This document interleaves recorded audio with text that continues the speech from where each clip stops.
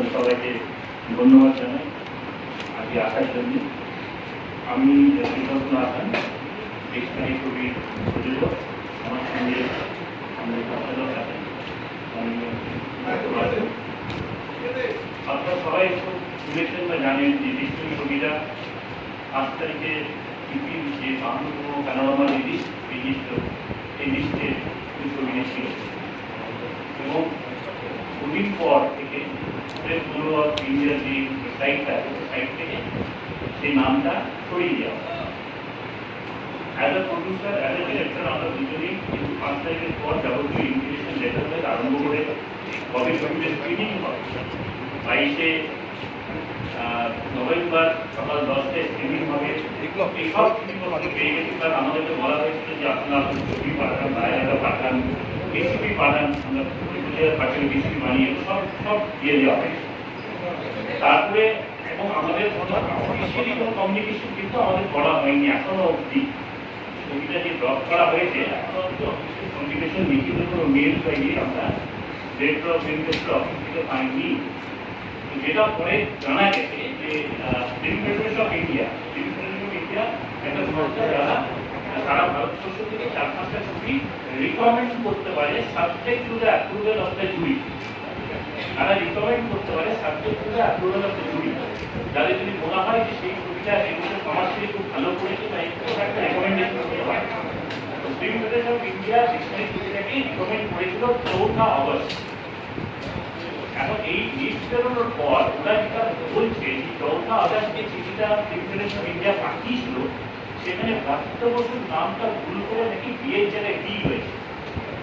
কিন্তু আমরা যত রকম যা ফিল আপ করেছি ফর্ম, সেই ফর্মটা কিন্তু পুরোপুরি সঠিক ফিল আপ করেছি, কেননা সেই অফিস থেকেই আমাদেরকে ইনভিটেশন লেটার পাঠানো হয়েছে এবং যখন লিস্টটা বেরিয়েছিল আপনারা দেখেছিলেন নামের পাশে কিন্তু ব্রাত্য বাসন ছিল, ডিকশনারি পাশে, যেটা কোনো জায়গায় ব্রাত্য বাসন ছিল না। তো this has been explanation given to FI officially আমাদের কাছে কোনো কমিউনিকেশন করা হয়নি। আমরা গতকাল প্রস্তুতির শুনতে পেয়েছি, তারপরে আমরা কালকে ঠিক করলাম কালকে প্রেস কনফারেন্সটা করব। আমি আপনাদের মাধ্যমে এটাই করতে চাই যে আমরা যারা আমার ছবি দেখবে ন্যাশনাল অ্যাওয়ার্ডও পেয়েছি, প্রত্যেকটা ছবি রাখতে ছবি প্যানোরামা পেয়েছি, আমাদের কাছে এটা হিউজ কনফিডেন্স ফিল করে যখন আমাদের ছবি প্যানোরামায় পাই বা ন্যাশনাল অ্যাওয়ার্ডে পাই, মিনিংফুল এবং ভালো বাংলা ছবি আমরা দীর্ঘদিন ধরে পরে প্রত্যেক বছরই করে আসছি। তো definitely announced very gives her a lot of boost for film producer like us to invest more money in meaningful cinema. Unfortunately, film the storyteller is a big loss for good film, for meaningful film and for Bengali film. আমি আপনাদের মাধ্যমে এটাই appeal করবো এই দেশকে রিকনসিডারি, কারণ সিনেমার কোনো ধর্ম হয় না, সিনেমার কোনো ভাষা হয় না, সিনেমার কোনো কালার হয় না। আর good cinema is good cinema, it will be appreciate করা হবে। রাজনীতি না আনাই ভালো। সামনে বসে তো আমার সঙ্গে আমার পরিচালক আছেন, উনি বলছেন।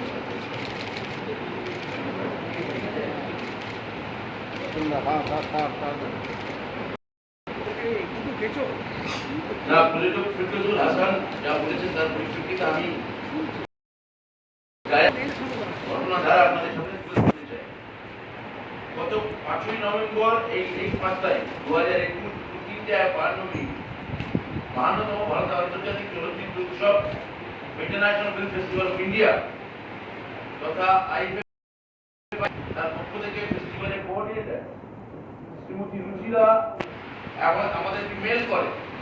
সেখানে ইন্ডিয়ান প্যানোরামা 2021 সালে ফিল্ম ক্যাটেগরিতে ডিকশনারি ছবিটা নির্বাচিত হওয়ার জন্য আমাকে অভিনন্দন জানিয়ে এবং 52তম ইউপি ক্যাটালগ তৈরি করার জন্য 9টা জিনিসটা মেলের কপি আমার কাছে আছে, যার মধ্যে রয়েছে ছবির শাসকের সিনপসিস, ডিরেক্টর মানে পরিচালক এবং প্রযোজকের সংক্ষিপ্ত জীবনী, ছবি ইত্যাদি।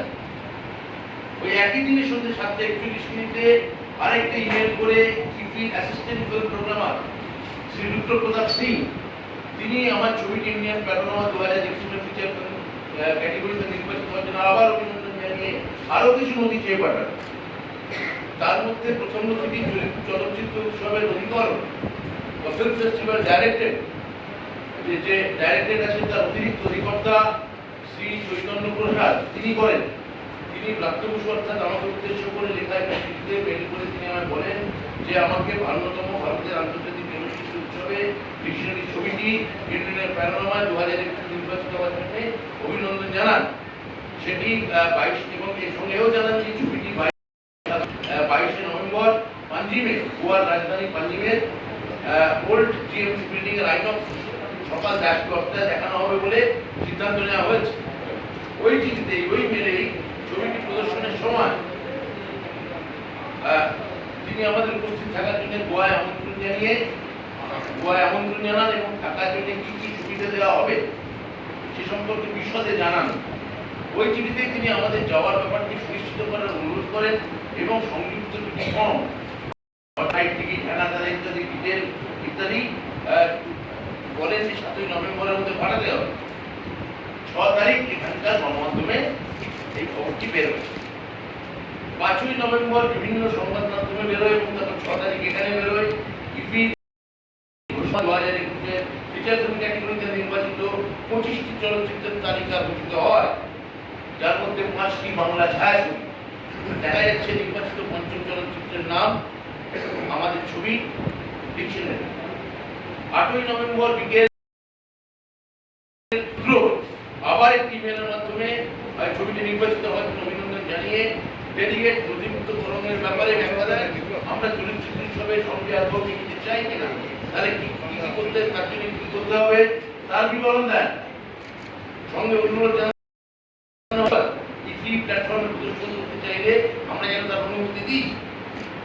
অতঃপর 6 নভেম্বর একটি তথ্য সম্প্রচার মন্ত্রকের একটি প্রেস রিলিজ তথ্য সম্প্রচার মন্ত্রক করে দেখা যায় ইন্ডিয়ান প্যানোরামা 2021 নির্বাচিত চলচ্চিত্রের সংখ্যা 25 থেকে কমে গিয়ে হঠাৎ করে 34 হয়ে গেছে। আশ্চর্যজনকভাবে একটি বাংলা ছবি বাদ গেছে, তার নাম ডিকশনারি।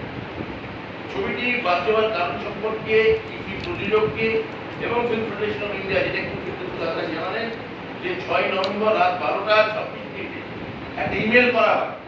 সেই ইমেলে যে কারণটা দর্শানো হয় সেটা হলো ফিল্ম ফেডারেশন অফ ইন্ডিয়ার জুরিদের কাছে যখন ডিকশনারি ছবিটি সুপারিশ করে তাদের চিঠিতে উল্লেখ করে, সেইখানে ওই ফিল্ম ফেডারেশনের চিঠিতে ফোন করে আমার নামের বানান বিয়ের জায়গায় ঠিক আছে, অর্থাৎ দত্ত বস্তুটাকে লেখা হয়েছে। এই জন্য একটা সিরিয়াস ফ্লপ, ফলে এটার জন্য ওরা ছবিটা বাতিল করেছে এবং এর বদলে মনোনয়ন নির্ধারিত দিন পেরিয়ে যাওয়ার ফলে আমার প্রযোজককে বলে আপনার যে কোনো ছবি পাঠান, অন্য যে কোনো ছবি, কিন্তু ডিকশনারি নয়। স্ক্রিনিং হয়ে গেছে, তারপরেও বলছে যে অন্য কোনো আপনার আউটে যদি অন্য কোনো ছবি থাকে সেইটা বানাতে বলুন, ডিকশনারি দেখাতে পারবো না। ওই দিন রাত 10:54 চলচ্চিত্র উৎসব একটি ইমেলের মাধ্যমে ইফিকে তাদের সিদ্ধান্তের উপর বিবেচনা করতে বলেন এবং অপরাগত জানিয়ে ছবিটির পরিচালক ও প্রযোজককে তাদের সিদ্ধান্ত জানিয়ে দেওয়ার অনুরোধ জানান।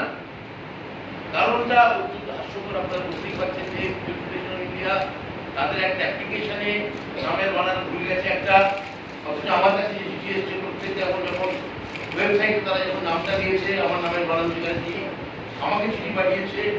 আপনারা বুঝতেই পারছেন এটা সম্পূর্ণ রাজনৈতিক উদ্দেশ্য প্রণোদিতভাবে, রাজনৈতিকভাবে এটা বাদ দেওয়া হলো। সম্ভবত যখন ছবিটা জুরিরা ওনারা জানিয়েছেন যে জুরিরা উচ্ছ্বসিত প্রশংসা করেছে ছবিটি আন্তর্জাতিক স্তরে পুরস্কৃত ছবি। ছবিটি কোভিড হওয়ার পরে এখানে অনেকেই গণমাধ্যমের লোকেরা আছেন,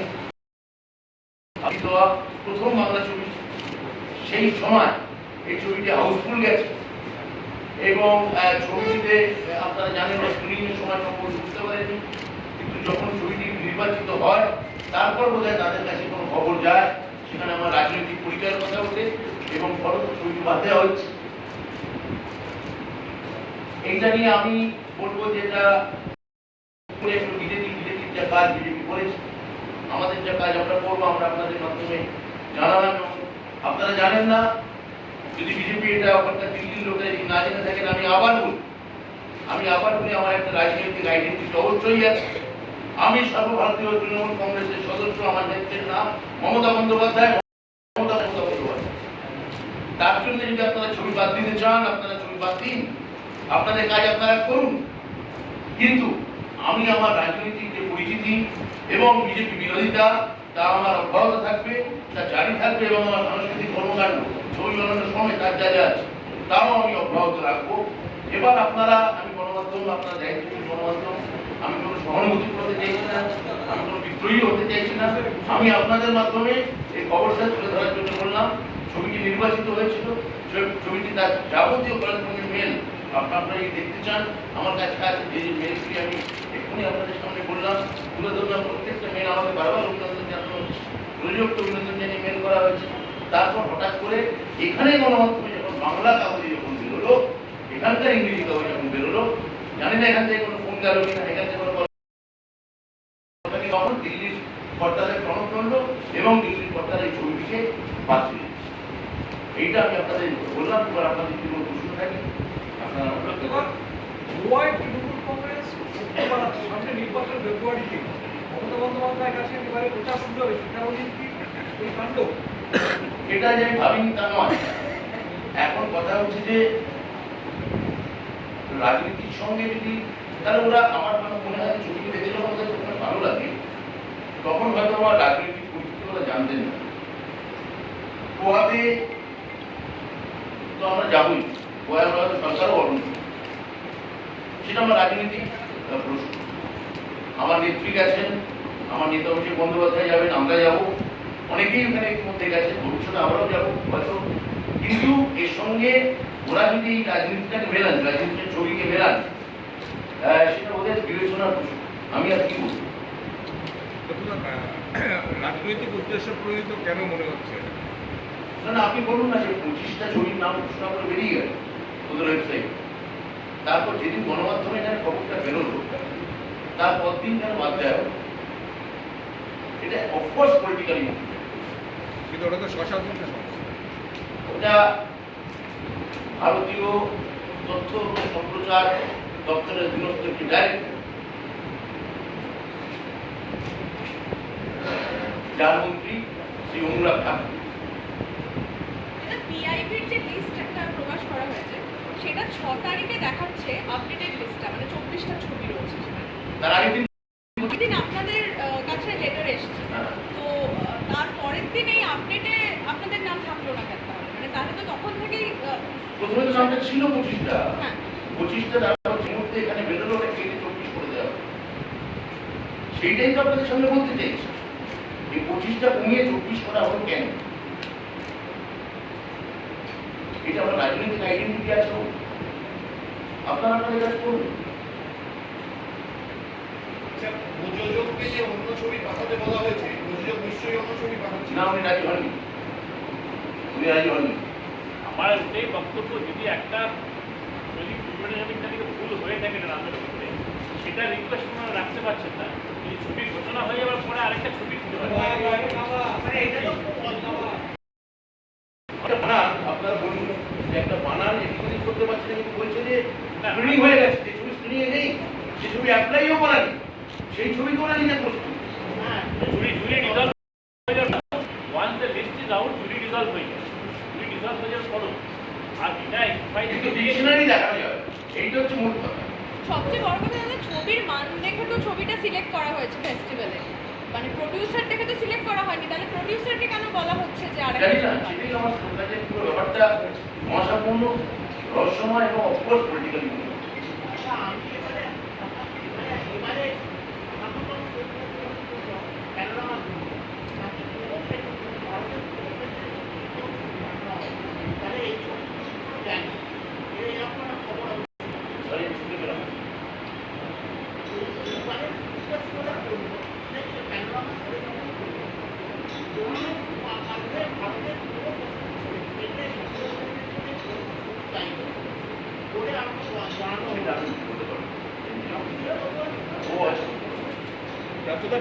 আপনারা বলছেন যে এখান থেকে কোনো ফোন কাজে কিনা জানি না, বা কেউ কল কাজে গেছে কিনা, এরকম কাউকে সন্দেহ করেন বা কোনো? না, আমার নির্দিষ্ট আমি কারণ আমার অর্ডার নেই কারণ।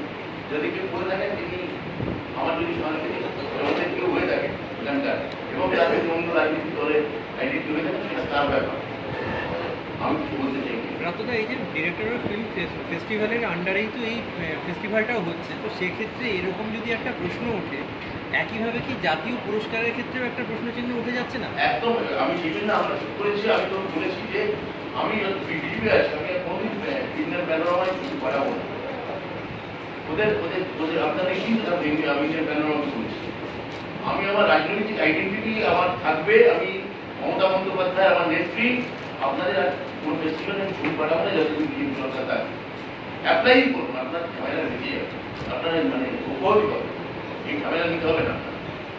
দাদা আরেকটা ব্যাপার, যদি দলের ক্ষেত্রে দেখেন বিষয়টা, আমরা ছবিতে দেখেছি সাংসদ নুসরত জাহান অভিনয় করেছে, তো স্ক্রিনিংয়ে তো সেটা দেখা গেছে।